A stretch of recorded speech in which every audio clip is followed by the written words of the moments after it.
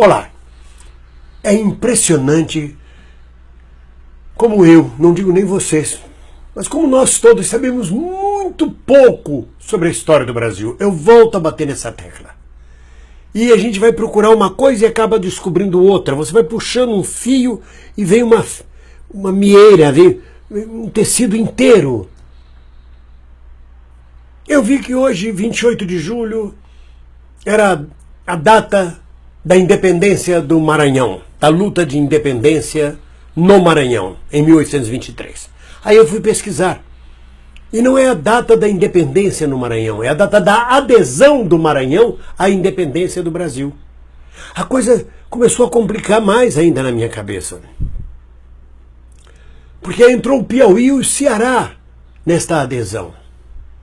Então vamos lá. O que foi que eu deduzi, trazendo para vocês, que talvez não saibam, porque se a gente não sabe o que acontece em Minas Gerais e São Paulo, imagina que os paulistas e mineiros vão saber sobre o Maranhão, sobretudo sobre o Piauí. Em outubro de 1822, o Piauí resolve aderir à independência, ao grito de independência de Dom Pedro I. E a cidade de Parnaíba proclama sua adesão, sua independência, junto com Dom Pedro I. Acontece que essa região norte do Brasil, formada pelo Pará, pelo Maranhão, pelo Piauí, incluindo até o Ceará, era parte de um projeto de Dom João VI de manter a colônia portuguesa no Brasil, na região norte do Brasil. Ele sabia que a independência era inevitável, mas ele pensava em poder manter nesta região que era rica de gado, de comércio e muito mais próxima da rota marítima de Lisboa. Ele queria manter aquilo ali como uma grande colônia portuguesa, um outro Portugal. Ele não se importava que o Rio, São Paulo e Minas fizessem independência, mas aquilo ali pertenceria a Portugal. E ele mandou muitas tropas para lá antes, aquartelou muitos portugueses. As elites do Maranhão eram, sobretudo, todas elas portuguesas e pró-Portugal. Então, na cidade de Parnaíba, que é no litoral do Piauí, no pequeno litoral do Piauí, o Piauí tem um litoral de 60 e poucos quilômetros, se não me engano, Parnaíba aderiu em 1822 à independência do Brasil. E as tropas portuguesas que estavam acampadas na cidade de Oeiras, que então era a capital do Piauí, comandadas pelo major Fidier, que era um português, que tinha inclusive travado guerras napoleônicas em Portugal, era um herói de Portugal. Essas tropas se deslocaram de Oeiras para sufocar a rebelião em Parnaíba, a 660 quilômetros de distância, com a tropa caminhando a pé, os oficiais a cavalo. A turma da Parnaíba, quando viu a tropa chegando, não pôde resistir, fugiu para o Ceará. Mas quando o major Fidier deixou descoberta a cidade de Oeiras, no Piauí, nós estamos falando ainda do Piauí, hein? Para chegar na adesão do Maranhão.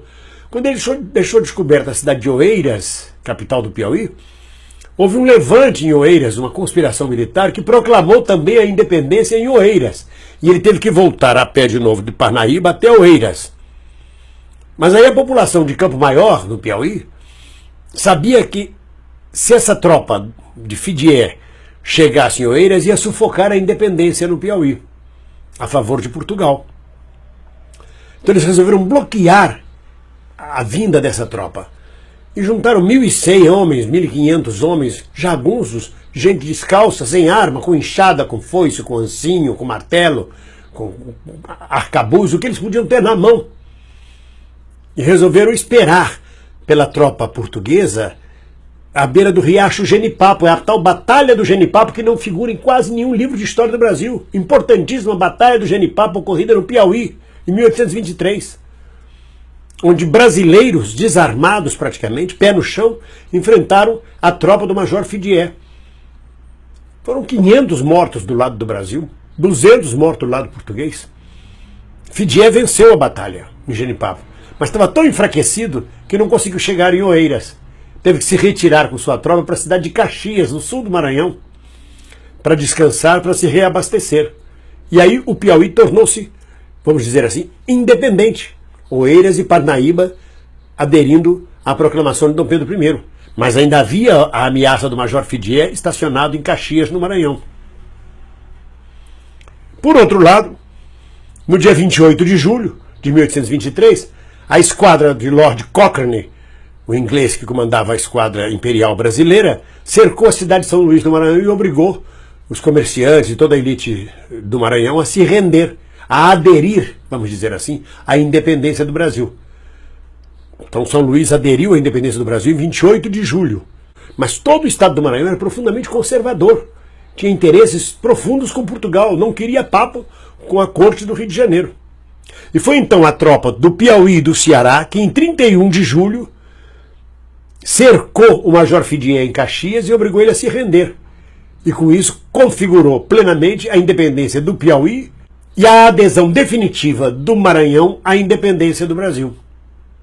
É claro que depois nós temos também ainda a independência do Pará, do Grão-Pará. Porque a ideia de Dom João era o Pará, o Maranhão e o Piauí. Mas o Pará ainda é uma outra história, e horrível história, com a figura de um tal Lord Grenfell, um assassino, um sujeito às ordens do imperador Dom Pedro I, que submeteu o Pará à independência também. Mas essa é uma outra história que a gente vem depois, a história do Pará vem depois. Nesse momento, nesse dia de hoje, se festeja a adesão do Maranhão à independência do Brasil. E daqui a 3 dias, a vitória completa dos piauienses e cearenses sobre as tropas portuguesas acantonadas em Caxias, no Maranhão. Você sabia disso? Nem eu sabia. Um abraço.